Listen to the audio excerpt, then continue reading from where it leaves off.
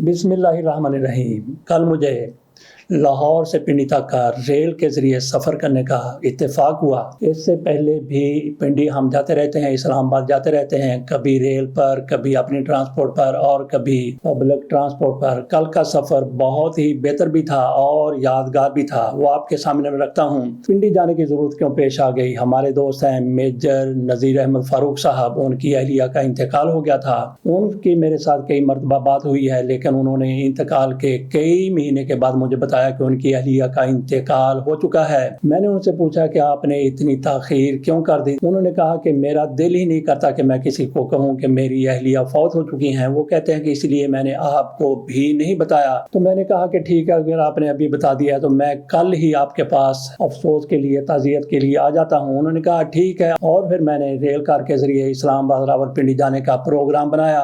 तो सफ़र कैसा गुजरा मैं आपको शुरू से बताता हूँ कि 7 बजे ट्रेन लाहौर से चल पड़ी थी। ऐन वक्त पर ट्रेन लाहौर से चली और तकरीबन 10-15-20 मिनट की ताखीर से रावलपिंडी पहुंच गई। वहां से मेजर साहब खुद मुझे लेने के लिए आए हुए थे। वो अपनी गाड़ी में मुझे लेके अपने घर की तरफ रवाना हुए। तो मैंने उन्हें कहा कि पहले घर जाने के बजाय कब्रिस्तान चलते हैं। तो मेजर साहब की तरफ से कहा गया कि रास्ते ही में कब्रिस्तान है। साथ ही उन्होंने कहा कि उनकी अहलिया के इंतकाल को 1-2 महीने हो चुके हैं। तो वो कहते हैं कि मैं सुबह जब उठता हूँ तो सबसे पहले नमाज पढ़ने के बाद मैं कब्रिस्तान जाता हूँ, वहां पे अपनी अहलिया की कब्र पर फातिहा पढ़ता हूँ। मैंने कहा कि हम भी सीधे उधर ही जाएंगे, उसके बाद फिर घर चले जाएंगे। तो इस मामले को यहीं पे छोड़ते हैं कि हम फिर वहां गए, कब्रिस्तान पे फातिहा पढ़ी। यहीं से हम फिर दोबारा से अपनी बात का आगाज करेंगे। उसके बाद हम मेजर साहब के घर चले गए थे। आ जाते हैं एक मरतबा फिर लाहौर स्टेशन से ट्रेन रवाना होती है। मेरी सीट बिजनेस क्लास में थी। इसमें सफर इसलिए कर लिया जाता है कि सीनियर सिटीजन और मीडिया के लिए इसमें रियायत होती है। मेरी जिस कैबन में सीट थी 6 का कैबन था, मतलब यह है कि 6 लोग वहां पे बैठकर सफर कर सकते हैं और अगर सोना चाहें तो 6 की 6 बर्थें ही खुल जाती हैं। तो मैं वहां पे जाके पहले बैठ गया। थोड़ी देर के बाद पता चला कि एक फैमिली वहां पे आई है, उनमें 5 बड़े थे और छोटे छोटे बच्चे भी थे। मैं उनके कंफर्टेबल के लिए बाहर निकल आया। बाहर सिंगल सीटें लगी हुई थी, वहां पे मैं बैठ गया और उसके बाद जब थोड़ी सी गर्मी महसूस हुई तो मैंने अंदर बैठने की कोशिश की। जब मैंने डोर को नॉक किया, उन्होंने दरवाजा खोला तो वो सारे के सारे बर्थे खोल कर लेटे हुए थे। मैं फिर दोबारा से उस कैबन से बाहर आके बैठ गया। अगले स्टेशन पर कई लोग उतर गए तो एक कैबन बिल्कुल खाली हो गया। वहां पे मैं जाके बैठ गया।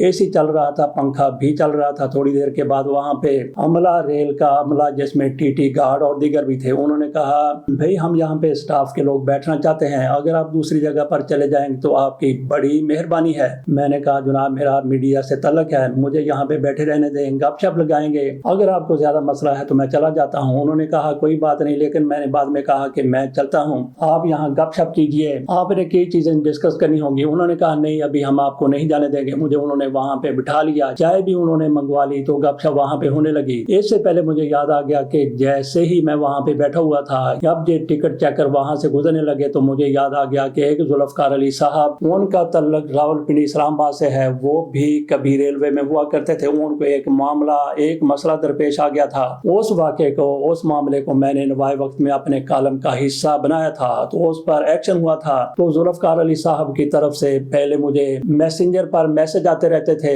जैसे सुबह बखैर का मैसेज आ गया या कि दुआ आ गई, और उसके बाद उन्होंने ना जाने मेरा कहां से मोबाइल नंबर लिया। मुझे व्हाट्सएप उनका एक मैसेज आया जिसमें उन्होंने अपना तारफ करवाया, तो मुझे उनकी तस्वीर तो उनके डीपी पर मौजूद हुआ करती थी। उन्होंने जो मुझे मैसेज किया उस पर मैंने एक वीलॉग भी बनाया था, आपके सामने दोबारा से मैसेज रख देता हूँ। अस्सलामु अलैकुम वरहमतुल्लाह। शायद आपको याद हो आज से गालबन 7-8 साल तो गुजर चुके होंगे। पिंडी रेल कार से आप आ रहे थे और मैं कंडक्टर गार्ड था जुल्फ़िकार। तो मेरे साथ रेलवे अफसर ज़बरदस्ती कर रहा था कि विदाउट टिकट लोगों को ले जाओ। मैंने इनकार किया और उसने मुझे सस्पेंड कर दिया था। मैं बातें कर रहा था, आपने सुन लिया था, और फिर सुबह आपने नवाए वक्त में एक कॉलम लिखा। कॉलम तो गालबन किसी और मौजू पे था, लेकिन उसके अंदर मेरा जिक्र किया। ये मेरी आंखों देखा ये हाल है। اور زیادتی کی ہے ریلوے افسر نے اس گارڈ کے ساتھ۔ چنانچہ اس کا مجھے بہت میری حوصلہ افزائی ہوئی۔ ہمارا چیف آپریٹنگ آفیسر تھا، بڑا نیک وقار، اس نے فوری طور پہ وہ پڑھ کے مجھے پوچھا بھی نہیں، اور اس افسر کو ڈویژنل ٹرانسپورٹیشن افسر شجاعت حسین اسنین، اس کو فوری طور پہ ایک گندی جگہ پہ، یعنی deputy FGIR، deputy federal government inspector, وہاں کوئی نہیں جاتا، بڑا لکھت پڑھت کا کتابوں کا کام ہے، وہاں اس کو ٹرانسفر کر دیا اور میری بڑی عزت بڑھی۔ تو سر میں پھر 2018 میں ریٹائر ہو گیا، میڈیکلی انفٹ ہو کے۔ مجھے گاڑی میں ہارٹ اٹیک ہوا تھا لاہور جاتے ہوئے، پنڈی جاتے ہوئے، تو میں ریٹائر ہو گیا۔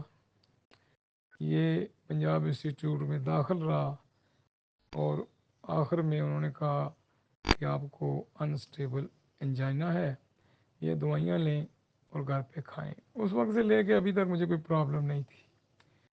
پنڈی میں رہ رہا ہوں، پنڈی میں نے گھر بنایا تھا، بچے میرے لاہور میں ہیں۔ میں آپ کا ایک کالم، آپ کی چیزیں سوشل میڈیا پہ پڑھتا رہتا ہوں، لائک بھی کرتا رہتا ہوں، کامنٹ بھی کرتا رہتا ہوں۔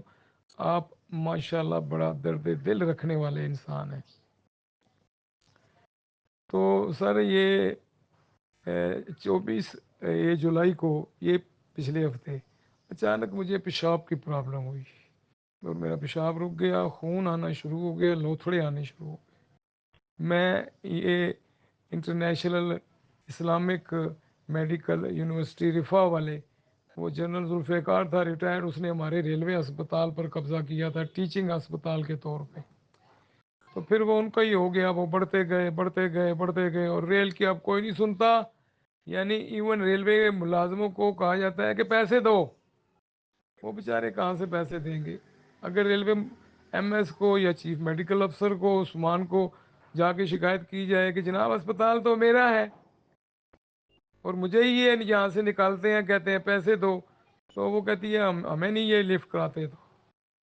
تو سر انہوں نے میرا 2 دن میں پیشاب تو جاری کر کے، اور میرے ہیلتھ کارڈ سے 60,000 روپیہ کاٹ کے، تو مجھے زبردستی فارغ کر دیا کہ ابھی آپ فٹ ہیں۔ میں نے کہا میرا پیشاب نہیں نکل رہا اور میرا پروسٹیٹ بڑا ہوا ہے 24 گرام، اپنے کا آپریشن ضروری ہے، تو میرا آپریشن کرو۔ کہ نہیں ابھی جو ہے وہ یہ ہے وہ ہے، تو یہ ہیلتھ کارڈ والے گورنمنٹ ہمیں پیسے نہیں بھیجتی، تو آپ کے پاس پیسے ہیں تو کرا لے۔ میں نے کہا جی میرے پاس جو 70-80 ہزار تھا وہ تو الگ گیا۔ چنانچہ میں آ گیا گھر واپس، میں نے کچھ نہیں کہا۔ انہوں نے شدید بلنڈر کیے میری ٹریٹمنٹ میں، یعنی 20 گھنٹوں میں 7 دفعہ میری پیشاب کی نالی انہوں نے ڈالی ہے، جس کو یہ اریگیشن کہتے ہیں۔ اتنے نائل ہیں، اور اسٹوڈنٹ کو لگا کے میری ستیہ ناش کر دیا انہوں نے۔ کسی جگہ پوچھ لیں آپ کہ یورولوجی سے کہ نالی ایک آدھ دفعہ نہیں ڈلتی، دوسری دفعہ ڈلتی ہے، پیشاب کھل کے آتا ہے۔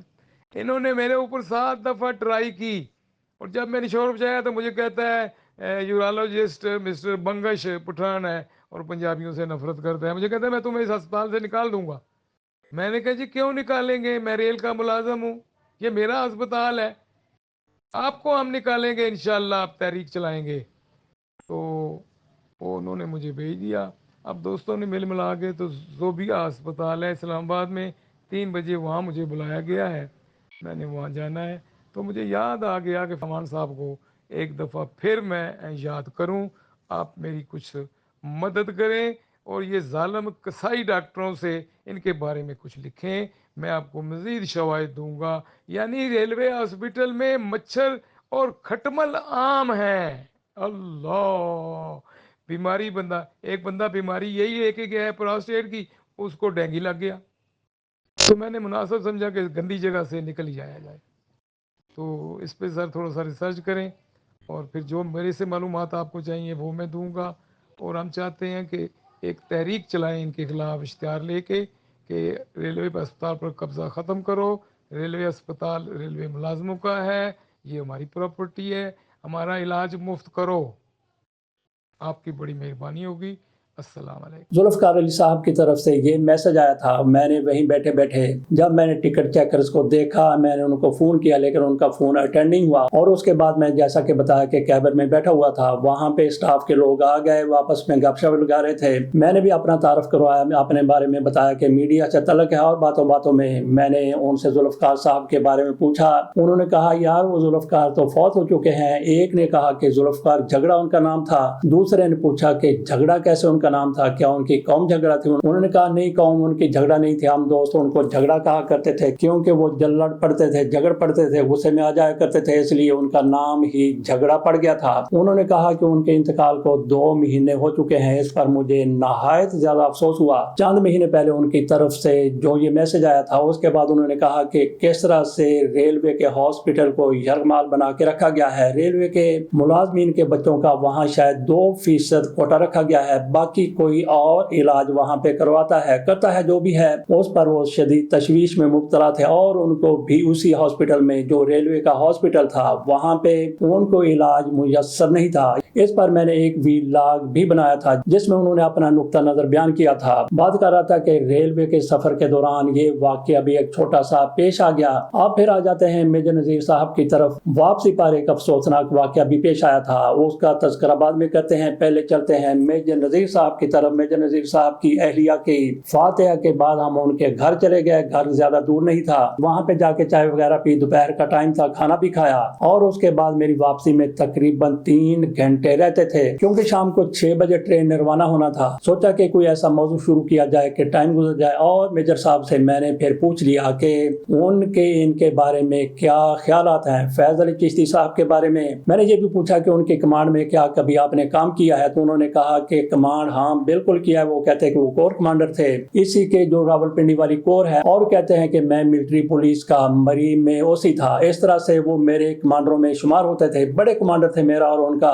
बराह रास्त कम ही कभी कोई राब्ता हुआ है, कभी कोई मामला हुआ है। साथ उनकी तरफ से एक तकोन की बात की गई। उन्होंने कहा कि एक यहाँ पे तकोन बनती हुई नजर आई। एक तो फैज अली चिश्ती, इनका तल्लुक जलंधर से, जनरल ज़िया उल हक साहब का तल्लुक भी जलंधर से था। इसी तरह से अख्तर अब्दुल रहमान साहब का तल्लुक भी जलंधर से था। उनके बारे में कहा कि इमरान खान की वालदा के खानदान और उन खानदान में कोई रिश्तेदारी है दूर पार की, ये सारी बातें कर। उन्होंने कहा कि अख्तर अब्दुल रहमान अपराइट आदमी थे, जबरदस्त आदमी थे, लेकिन वो कहते हैं कि इसका मतलब ये नहीं उनसे कोताहियां गलतियां नहीं, उनसे भी हुई होंगी। साथ उन्होंने कहा कि सीनियरिटी में वो फैज अली चिश्ती से आगे थे, लेकिन ब्रिगेडियर से मेजर जनरल बनने में पहले फैज अली चिश्ती की बारी आगे इनको बना दिया गया। उनका थोड़ा सा डिले हो गया, मेजर जनरल बना, तो इस तरह से ये उनसे सीनियर हो गया रैंक में और वो जूनियर हो गया। लेकिन बाद में फिर ऐसे हालात हुए कि उनको जॉइंट सर्विसेज का चीफ भी बना दिया गया। मेजर नजीर साहब की तरफ से ये भी कहा गया कि वो पठान खानदान से तल्लुक रखते थे, जबकि फैज अली चिश्ती साहब का तल्लुक किसी रहमानी खानदान से था। रहमानियों को पुराने वक्त में कमहार कहा करते थे। बहरहाल ये मेजर नजीर साहब की तरफ से बताया गया।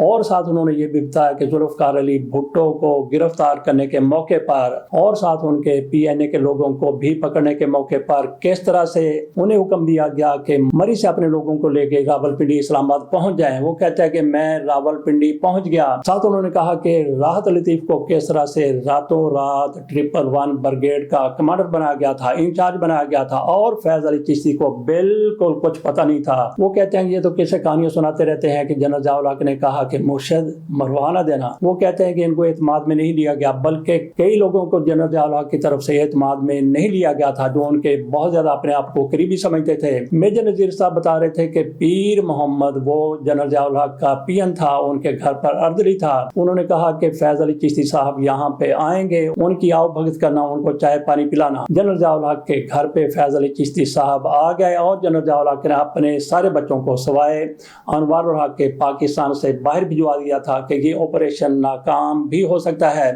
तो मेजर नज़ीर अहमद फारूक साहब ने ये भी बताया कि किस तरह से जुल्फ़कार अली भुट्टो को यहाँ से उठाया गया, किसने उठाया, कहाँ पे ले जाके रखा गया, मरी में और कौन कौन लोग थे। उन्होंने पूरी इसकी तफसील बताई। जो टाइम हम वहाँ पे सर्फ करना चाहते थे, गुजारना चाहते थे, वो टाइम गुजर गया, लेकिन मेजर साहब की कहानी अधूरी रह गई। उन्होंने कहा कि मेरे पास हर चीज़ का सबूत मौजूद है, वो कभी मैं आपके सामने रख दूंगा। हमारी एक और भी नशिस्त ऐसी होगी। जब मुझे मेजर साहब ने स्टेशन से पिक किया था, उसके बाद मेजर साहब گاڑی چلا رہے تھے تو یہاں میرے ساتھ وہ تو خام منڈی فیض آباد گئے تھے، وہاں پہ انہوں نے کسی کی فاتحہ کرنی تھی، ان کے کسی دوست کی فوتگی ہو گئی تھی، تو راستے میں جو بھی کوئی سائیکل والا گزرتا تھوڑا بہت ادھر ادھر ہوتا ہمارے لیے تھوڑی سی پریشانی کا باعث بنتا، تو یہ کہتے سوردا پت دیکھ کدھر جا رہا ہے سوردا پت، اور تینوں دیکھتا نہیں، اس طرح کی باتیں کرتے تھے۔ تو وہاں سے جب انہوں نے مجھے اسٹیشن سے لیا، یہ بھی بتا دوں کہ راولپنڈی اسٹیشن پر میں نہیں گیا تھا، انہوں نے کہا کہ وہاں پہ رش ہوتا ہے تو مجھے چکلالہ اسٹیشن پہ اتر جانا چاہیے، میں چکلالہ اسٹیشن پر اترا تھا، تو چکلالہ اسٹیشن سے میجر صاحب نے مجھے ساتھ لیا، تو میجر صاحب کی گاڑی بھی زور لگا رہی تھی، میجر صاحب کہتے ہیں کہ میں اے سی نہیں چلاتا، جتنی بھی گرمی ہو جائے میری یہ روٹین بن گئی ہے تو میں اے سی گاڑی کا نہیں چلاتا۔ بہرحال میجر صاحب کے پاس جو گاڑی تھی اس کو کہا جا سکتا ہے کہ کھڑکی ہوئی گاڑی تھی، لیکن ان کے گھر میں فارچونر بھی کھڑی تھی، ایک اور گاڑی بھی کھڑی ہوئی تھی، وہ کہتے ہیں کہ مجھے یہی گاڑی پسند ہے، میں اس کو A1 کر کے رکھتا ہوں۔ تو راستے میں میجر صاحب کی گاڑی کا زور لگ رہا تھا اور میجر صاحب کا بھی زور شاید لگ رہا ہو، لیکن ساتھ ساتھ باتیں بھی کر رہے تھے اور میرا ان سے بھی زیادہ زور لگ رہا تھا۔ وہ کیوں زور لگ رہا تھا؟ کیونکہ جو ان کے کانوں میں لگنے والی ٹوٹی ہوتی ہے، ہیئرنگ ایڈ ہوتی ہے، وہ انہوں نے نہیں لگائی ہوئی تھی، گھر بھول گئے تھے یا انہوں نے خود ہی نہیں لگائی تھی۔ مجھے پورا زور لگا کہ ان کے سامنے اپنی بات رکھنا پڑتی تھی۔ اس طرح سے یہ سفر گزرا اور راستے میں جو لوگ خلاف ورزی ٹریفک کی کرتے تھے یا ان کی مرضی کے مطابق کوئی ادھر سے ادھر جا رہا ہوتا تھا تو پھر وہ کہتے تھے کتے دا پوت سور دا پوت، دیکھے نو پتہ نہیں کدھر سفر کرنا۔ بہرحال میجر صاحب نے پھر مجھے اسٹیشن پر ڈراپ کیا اور اس کے بعد آ جاتے ہیں واپسی پر تقریباً 2 گھنٹے ٹرین لیٹ ہو گئی تھی، وہاں سے پورے 6 بجے چل پڑی اور یہاں پہ کوئی 1 بجے کے بعد ہی لاہور میں پہنچی تھی۔ تو راستے میں کیا ہوا، جیسا کہ کہا کہ افسوسناک ایک اور واقعہ پیش آیا۔ جس کیبن میں میں بیٹھا ہوا تھا جس میں میری بکنگ تھی، اس میں ایک نوجوان آئے، انہوں نے کہا کہ میرے بہت دوسرے کیبن میں بیٹھے ہوئے ہیں، میں چاہتا ہوں کہ وہ یہاں پہ آ جائیں، آپ وہاں پہ چلے جائیں، آپ کو اگر کوئی دقت نہیں ہے تو آپ وہاں پہ چلے جائیں۔ میں نے کہا ٹھیک ہے، کوئی مسئلہ نہیں ہے، میں اسی کیبن میں چلا گیا، لیکن اتفاق یہ ہے کہ یہ وہی کیبن تھا جس میں وہ پوری فیملی بیٹھی ہوئی تھی، جس کے باہر میں نے پورا سفر گزارا تھا۔ تو وہاں پہ دیگر لوگ بھی 1-2 آ گئے، ان میں ایک عادل صاحب بھی تھے، یہ اسلام آباد میں سروس کرتے ہیں اور لاہور میں ان کا گھر ہے، ہر ہفتے وہ آتے ہیں جاتے ہیں۔ ٹرین کے بارے میں، اس ٹرین کے سفر کے بارے میں بھی انہوں نے بتایا کہ کس طرح سے یہ ٹرین کبھی اپنے ٹائم سے بھی 10-15 منٹ پہلے پہنچ جاتی ہے، 10-15 منٹ پہلے پہنچ جاتی ہے۔ وہ کیسے؟ انہوں نے کہا کہ جب اس کے ساتھ سیلون لگا ہوتا ہے، کسی وزیر نے جانا ہو، کسی بڑے آفیسر نے جانا ہو، تو وہ سیلون اس کے ساتھ ڈبہ لگ جاتا ہے، بوگی لگ جاتی ہے، تو پھر ڈرائیور تیز تھڑا تھڑ گاڑی کو چلاتا ہوا ٹائم سے پہلے پہنچا دیتا ہے، کوئی پوچھنے والا نہیں ہوتا، کیونکہ جنہوں نے پوچھنا ہوتا ہے، جن تک آخر میں شکایت جانی ہوتی ہے، وہ ٹرین میں موجود ہوتے ہیں، اس لیے کبھی ٹرین وقت سے پہلے بھی پہنچ جایا کرتی ہے۔ تو جس واقعے کی طرف میں آپ کو لے جانا چاہتا ہوں وہ یہ ہے کہ ایک خاتون کی طرف جو ہمیں اندر بیٹھے ہوئے معلوم ہوا کہ انہوں نے ٹکٹ وہیں پہ کٹوائی تھی، ایک کیبن میں جگہ خالی تھی، تو تھوڑی دیر کے بعد وہاں پہ شور شرابہ شروع ہو گیا۔ تقریباً 1.5 گھنٹے کے بعد سفر جب اتنا ہو گیا، پتہ یہ چلا کہ خاتون برہم ہو رہی ہیں۔ کیوں برہم ہو رہی ہیں؟ جب میں باہر نکلا تو وہ خاتون گالیاں دے رہی تھی، اونچا بول رہی کہ یہ کون ہوتا ہے ہمیں اس طرح سے کہنے والا، اس طرح سے کہنے والا۔ تو قصہ مختصر کے خاتون کے ساتھ وہ کسی آفیسر کی بیوی تھی، کسی بڑے آفیسر کی بیوی تھی، لیکن اتنا بڑا آفیسر بھی نہیں کہ ریلوے پر ان کے احکامات چلتے ہوں۔ بہرحال اس کا تعلق ریلوے سے نہیں تھا، کسی اور محکمے سے تھا۔ تو خاتون یہ کہہ رہی تھی کہ یہ کون ہوتا ہے اس بندے کو روکنے والا۔ پتہ یہ چلا کہ ان کا ایک ملازم جن کو انہوں نے اکانومی میں بٹھایا ہوا تھا اور خود وہ یہاں پہ بیٹھی ہوئی تھی بزنس کلاس میں، ان کے کہنے کے مطابق تھوڑی دیر کے بعد ان کا ملازم یہاں پہ آتا ہے، وہ مجھ سے یہ پوچھ کے جاتا ہے کسی چیز کی ضرورت تو نہیں، کوئی مسئلہ تو نہیں، کوئی پریشانی تو نہیں، اس کے بعد وہ چلا جاتا ہے۔ لیکن جو ٹکٹ چیک کر رہے تھے ان کی طرف سے کہا گیا کہ یہ یہاں پہ آ کے بیٹھ جاتا ہے، بیٹھا رہتا ہے۔ میں نے اسے کہا ہے کہ یا تو پھر آپ ٹکٹ یہاں سے لے لیں، ٹکٹ اس کلاس کا لے لیں، یا پھر آپ وہاں پہ جا کے بیٹھ جائیں۔ میرے یہ کہنے پر یہ لوگ بفر گئے ہیں، برہم ہو گئے ہیں۔ تو یہ معاملہ بڑھتا بہت زیادہ بڑھ گیا، لیکن اس نوجوان کی طرف سے، نوجوان ہی تھا وہ جو ٹکٹ چیک کرنے والا تھا، بدتمیزی کا ایک لفظ بھی استعمال نہیں کیا گیا، لیکن ان خاتون کی طرف سے ایک لفظ بھی ایسا نہیں تھا جو بدتمیزی کے زمرے میں نہ آتا ہو۔ اتفاق یہ دیکھیے کہ میں وائس اوور کرنے لگا تھا، جب بھی باہر شور ہوا تو اسی طرح سے موبائل لے کے میں باہر آ گیا اور ساری کی ساری ریکارڈنگ، آڈیو ریکارڈنگ ہو گئی، کس نے کیا کہا وہ سارا کچھ ریکارڈ ہو گیا۔ اگر میں آپ کے سامنے رکھوں تو ہمارے ویوز بے شمار ہو جائیں گے، لیکن اخلاقیات کا یہ تقاضا ہے کہ کیونکہ ہم نے ان خاتون سے نہیں پوچھا، کسی بندے سے نہیں پوچھا پوچھا کہ آپ کی ریکارڈنگ میرے پاس ہے، اس کو چلا دیا جائے، اس لیے اس چیز کو دیکھتے ہوئے ہم اس کو نہیں چلا رہے اور نہ ہی چلائیں گے۔ ان خاتون کی طرف سے بڑی بدتمیزی کی گئی، لیکن ان صاحب کی طرف سے ان کو دھیمے انداز میں جواب دیا گیا۔ وہاں پہ پولیس والا بھی آ گیا، اس نے کہا کہ آپ کے ساتھ جو شخص ہے وہ یہاں پہ آئے، پتہ کر کے چلا جائے، اگر بیٹھنا چاہے تو بیٹھ بھی جائے۔ لیکن ان ٹکٹ چیکر صاحب کی طرف سے کہا گیا کہ اتھارٹی وہ نہیں ہے، اتھارٹی میں ہوں، اور ہوگا وہی کہ اگر اس بندے نے یہاں پہ بیٹھنا ہے تو پھر اس کو ٹکٹ کٹوانا پڑے گا، پیسے دینے پڑیں گے، ادروائز یہ اپنی کلاس میں جا کے بیٹھے۔ تو یہ معاملہ کافی بڑھتا ہوا نظر آ رہا تھا۔ اس کے بعد سارے کرو کری چلے گئے، ہم بھی اپنے کیبن میں آ کے بیٹھ گئے۔ جب ہم اترنے لگے تو میں نے خاتون کو پوچھا، وہ اپنے کیبن میں اپنی چیزیں سمیٹ رہی تھی، ہم ٹرین سے اتر رہے تھے۔ میں نے کہا بیٹا اس معاملے کا کیا ہوا؟ انہوں نے کہا کہ انہوں نے مجھ سے معافی مانگ لی، اس لیے معاملہ رفع دفع ہو گیا ہے۔ اگر معاملہ آگے بڑھتا تو آپ کے سامنے ان صاحب کا نام بھی رکھ دیتے جو ٹکٹ چیکر تھے، ٹی ٹی ان کو کہتے ہیں یا جو بھی ہے، لیکن معاملہ چونکہ اب ختم ہو چکا ہے، ان کے مابین یوں سمجھ لے کہ کمپرومائز ہو گیا ہے، اس لیے ہم کسی ایک کا نام بھی سامنے نہیں رکھتے۔ تو یہ تھا ٹرین کا سفر لاہور سے راولپنڈی اور راولپنڈی سے لاہور۔ اس کے ساتھ اجازت دیجیے، اللہ حافظ۔